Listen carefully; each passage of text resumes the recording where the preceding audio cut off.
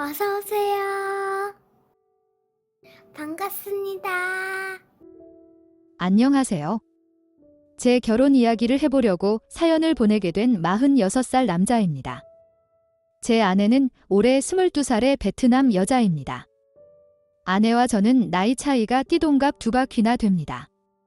많은 사람들이 나이 차이도 크고 나라도 달라서 서로 맞춰가며 잘 살 수 있냐고 물어보지만 한국 여자와 살 때보다 더 행복하고 좋습니다.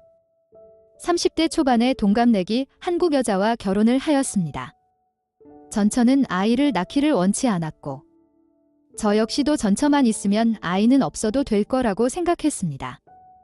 하지만 부부 사이에 애가 없어서 그런지 사이가 틀어질 일이 많이 생겼습니다.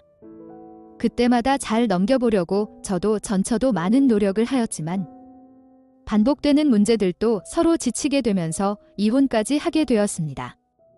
그 외에도 아내는 제 벌이에 대한 불만이 많았습니다. 의사 약사 정도는 아니지만 사자가 들어간 전문직으로 나름 괜찮은 벌이였지만 전처의 허영심을 채울 수가 없었습니다. 지금 생각해보면 그때 제가 정말 바보였습니다. 전처의 말만 믿고 월 1,000만 원까지 월급을 가져다 주면서도 벌이가 부족하다고 생각하면서 야간에는 대리운전까지 했던 것을 생각하니 너무 화가 납니다. 아무튼 이런저런 이유로 전처와 이혼을 하고 혼자 살아가고 있던 중에 친구의 소개로 국제결혼을 알아보게 되었습니다.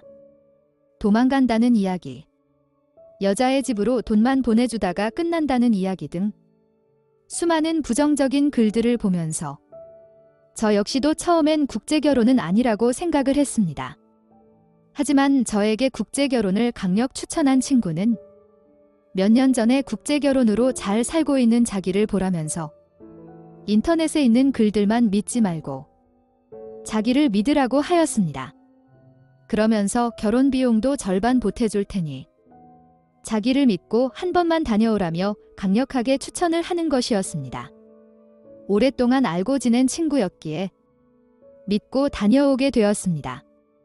비용은 대략적으로 2,000만 원 정도 하지만 10일 정도 베트남 여행을 다녀오면서 마음에 맞는 여자를 만나게 된다면 와이프도 없고 현지 결혼식 비용까지 포함된 금액이니 그렇게 나쁜 금액이라고는 생각하지 않았습니다.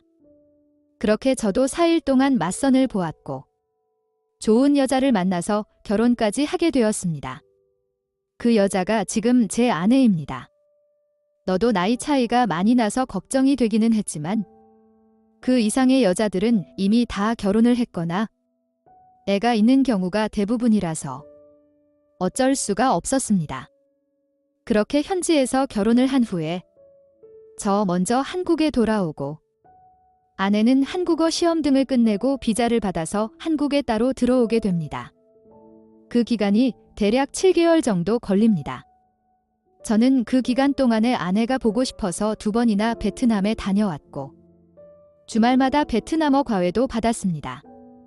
아내가 한국에 온 이후에는 한국에서 지인들과 결혼식을 다시 하였고 제주도로 신혼여행도 다녀왔습니다.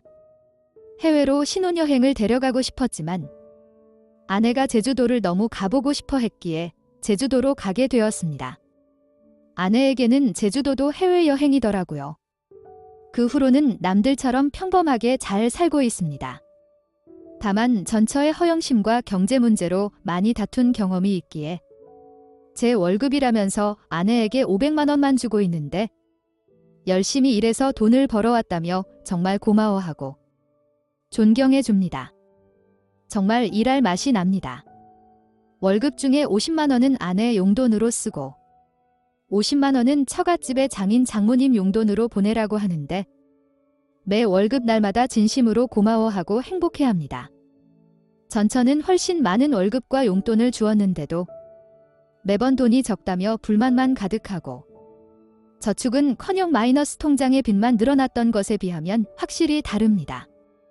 한국 여자와 결혼하는 것이 다 나쁘다고 할 수는 없지만 적어도 제 인생에서는 지금의 아내와 재혼을 한 것이 가장 잘한 일인 것 같습니다. 저에게 국제 결혼을 추천해준 친구에게도 너무 고마워서 만날 때마다 제가 밥도 사고 술도 사고 있습니다. 게다가 친구의 아내도 베트남 분이다 보니 친구 부부와 자주 만나서 놀면 저희도 좋고 아내들도 너무 좋아합니다. 현재는 아이를 가지려고 아내와 노력 중이며 조금 더 늙으면 베트남으로 이민 가서 살 생각도 가지고 있습니다.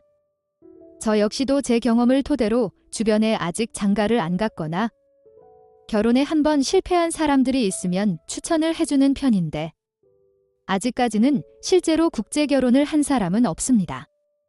하지만 멀지 않은 미래에는 국제 결혼에 대한 인식이, 특히 동남아 국제 결혼에 대한 인식이 많이 달라질 것 같습니다. 혹시 고민하시는 분들이 있다면 저처럼 한번 알아보시고 해보시기를 추천드립니다. 부족하고 두서없이 쓴 제 결혼 이야기를 읽어주셔서 감사합니다.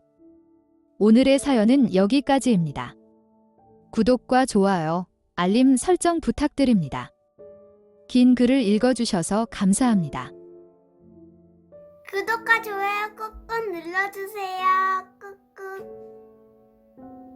알림 설정도 꾹꾹 눌러주세요.